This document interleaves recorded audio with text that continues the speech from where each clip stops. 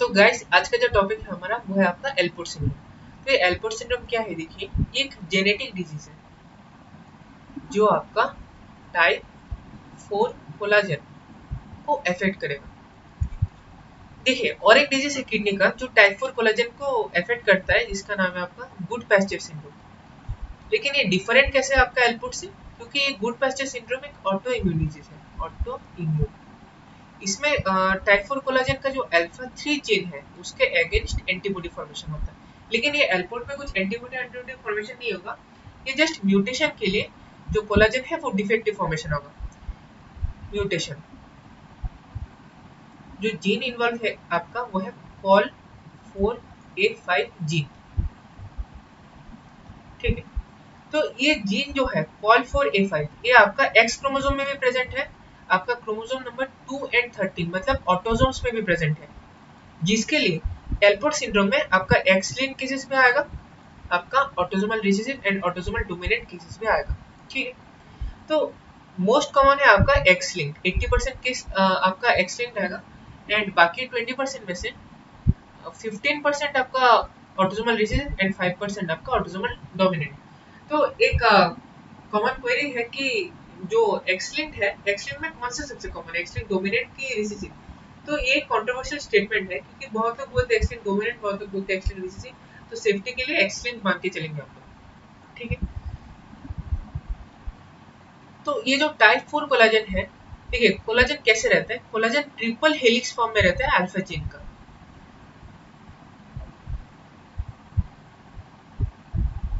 ये मान लीजिए टाइप 4 कोलाजन है, तो तीन अल्फा चेन जो रहेगा इसमें, ये है अल्फा 3, अल्फा 4 एंड अल्फा 5। तो हमारा अगर अल्फा 3 के अगेंस्ट एंटीबॉडी फॉर्मेशन हो रहा है, मतलब अल्फा 3 इन्वॉल्व हो रहा है, तो वो है आपका गुड पैस्चर सिंड्रोम। आपका अल्फा 4 अगर किसी डिजीज में इन्वॉल्व हो रहा है, उसका नाम है thin basement membrane disease. And alpha 5 है आपका X linked cases of Alport. तो ये तीनों डिजीज जो है वो टाइप 4 कोलाजन को अफेक्ट करता है, लेकिन चेन्स में डिफरेंस है। ठीक है, एक्सीलेंट केसेस में आपका अल्फा 5 इन्वॉल्व होता है एंड ऑटोसोमल केसेस में आपका अल्फा 3 अल्फा 4 इन्वॉल्व होता है, ठीक है। तो ये रहा आपका इंट्रोडक्शन।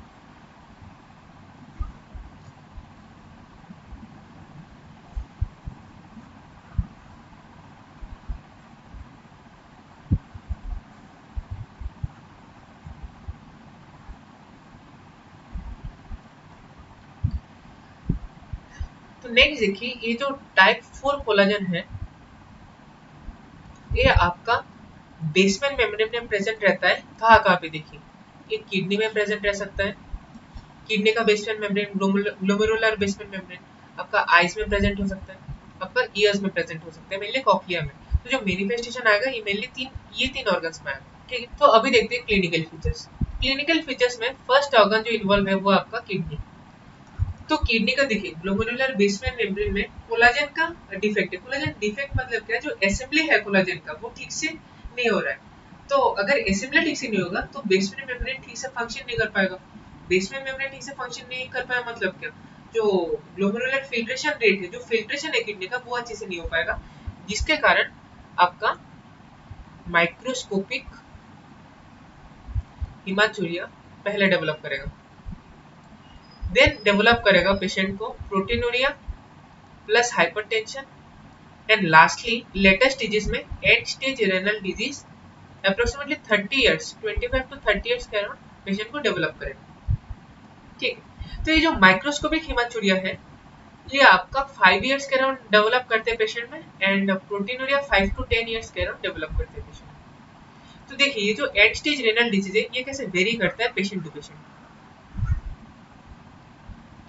आपका जो एंड स्टेज रेनल डिजीज है, मान लीजिए एक्स लिंक्ड एक पर्सन है, एक मेल है जिसमें एल्पोर्ट हुआ, एक्स लिंक्ड मेल जिसमें एल्पोर्ट हुआ, उसमें ऑलमोस्ट 100% चांस है कि उसको एंड स्टेज रेनल डिजीज हो जाएगा by the end of 30 years, ठीक है।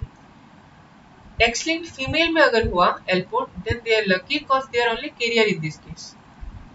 अगर ऑटोसोमल रिसेसिव केस है देन बोथ केसेस में इसका सीवियर होगा and end stage renal disease होने का चांस होगा, एंड ऑटोसोमल डोमिनेंट अगर होगा तो बोथ केसेस माइल्ड डिजीज होगा, ठीक है।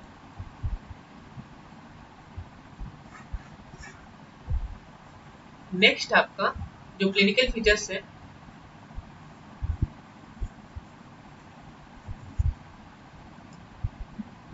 उसमें आएगा आइस।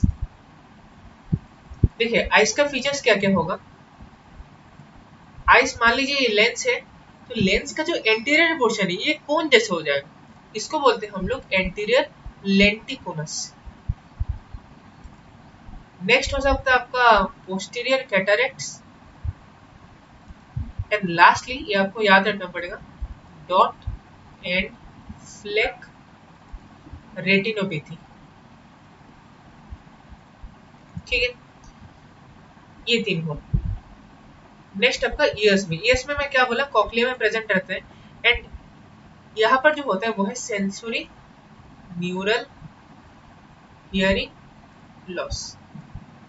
तो ऑप्थेल्मिक मैनिफेस्टेशन जो है वो पेशेंट को अप्रोक्सीमेटली 20 इयर्स के अराउंड आएगा, एंड ईयर्स का मैनिफेस्टेशन 15 to 20 इयर्स के केस में आएगा।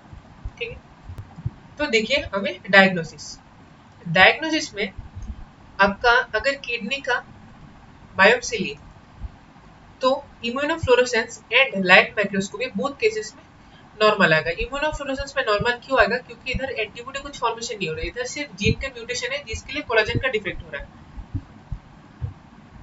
लेकिन इसका जो मेन इंपॉर्टेंट पॉइंट है वो है आपका इलेक्ट्रॉन माइक्रोस्कोपी, ये बहुत इंपॉर्टेंट है।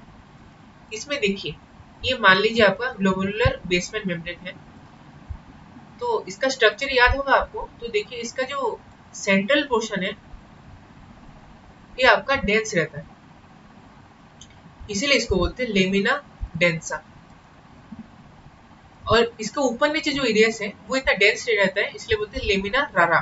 तो लेमिना रारा इंटरना होता है, लेमिना रारा एक्सटर्ना होता है। तो इसमें क्या होता है, कोलाजन का जो असेंबली है उसमें डिफेक्ट है, तो जो लेमिना डेंसा है उसका स्प्लिटिंग हो जाएगा एंड लेमिलेशंस हो जाएगा, लेमिलेशंस, जिसके कारण जो बेसमेंट मेम्ब्रेन है ये कुछ जगह पे ठीक दिखेगा एंड कुछ जगह पे थिन दिखेगा, जिसको बोलते हैं हम लोग बास्केट एंड वीव अपीयरेंस। ये सबसे इंपॉर्टेंट पॉइंट है इस टॉपिक का। Basket and weave appearance is the electron microscopic finding of Alport syndrome. क्यों हो रहा है, क्योंकि लेमिना डेंसा जो है उसका स्प्लिटिंग हो रहा है, लेमिलेशंस हो रहा है, and basement membrane irregularly thick हो रहा है, थिन हो रहा है, जिसके लिए बास्केट एंड वीव अपीयरेंस हो रहा है।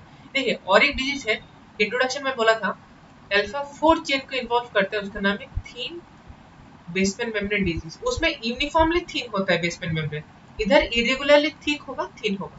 ठीक है, देखिए अभी ट्रीटमेंट जो है हम लोग देंगे एस इनहिबिटर्स या एआरबी। क्यों देंगे, क्योंकि जो प्रोटीनूरिया प्लस हाइपरटेंशन है उस केस के लिए देंगे, एंड ये जो एस इनहिबिटर्स है वो delays and stage renal disease. ठीक है, और इसका मेन ट्रीटमेंट जो है वो तो आपका ट्रांसप्लांट होगा, एंड ट्रांसप्लांट के साथ क्या कॉम्प्लिकेशन रिलेटेड है देखिए मान लीजिए एक पेशेंट है जिसके अंदर अल्फा 3 चेन डेफिशिएंट है, मतलब उसके बॉडी में है ही नहीं अल्फा 3 चेन, उसको मान लीजिए एल्पोर्ट हुआ, तो उसका हम लोग डायग्नोस किए, तो ट्रांसप्लांट किया उसको किडनी। तो अभी जो ट्रांसप्लांटेड किडनी है, ट्रांसप्लांटेड किडनी में तो अल्फा 3 चेन प्रेजेंट होगा, पहले उसके बॉडी में अल्फा 3 चेन नहीं था, अभी उसके बॉडी में अल्फा 3 चेन आ गया। Now it would act as an antigen, तो इसके अगेंस्ट एंटीबॉडी फॉर्मेशन होगा। तो एंटीबॉडी अगेंस्ट अल्फा 3 चेन, ये क्या पता है हमको, ये है गुड पैस्चर सिंड्रोम। तो good pasture syndrome is the complication of Alport syndrome in transplanted patients approximately 5% cases में। ठीक है, तो ये रहा आपका पूरा डिस्कशन एल्पोर्ट सिंड्रोम में। और थोड़ा समरी कर लेते हैं क्या क्या पढ़े हम लोग। पहले इंट्रोडक्शन में पढ़े कि ये टाइप 4 कोलाजन का डिफेक्ट है, इसमें एक्स लिंक भी हो सकता है, ऑटोसोमल भी हो सकता है। देन आपका type 4 collagen eyes, years and kidney में प्रेजेंट है, तो इसका डायग्नोसिस के लिए हम लोग इलेक्ट्रॉन माइक्रोस्कोपी करेंगे जिसमें बास्केट एंड वीव अपीयरेंस आएगा, एंड गुड पैस्चर सिंड्रोम है इसका ट्रांसप्लांटेड पेशेंट्स में कॉम्प्लिकेशन जो 5% पेशेंट्स में डेवलप कर सकते हैं। तो गाइस और एक चीज जो मैं ऐड करना चाहूंगा, पिछला वीडियो जो था मार्फन सिंड्रोम का, उसमें मैं क्या बोला था, ये मार्फन सिंड्रोम जो है ये स्केलेटन, सीवीएस एंड आपका आइज को इन्वॉल्व करेगा। तो ये जो स्केलेटन का डिफॉर्मिटीज था उसमें एक मैं बोला था hyper extensible joint, hyper extensible thumb. तो ये जो हाइपर एक्सटेंसिबल थंब ये डायग्नोसिस के लिए एक पॉइंट है, देखिए क्या उसको बोलते हैं थंब साइन।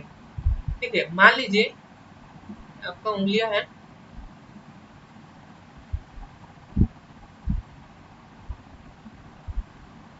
इसको आप लोग ऐसे किए।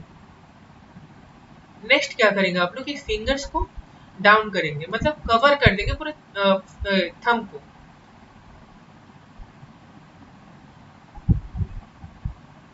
तो ये जो थंब है ये फिंगर्स के बीच में आपका दब जाएगा, मतलब दिखेगा नहीं। और देख आप लोग भी ट्राई करके देख सकते हैं।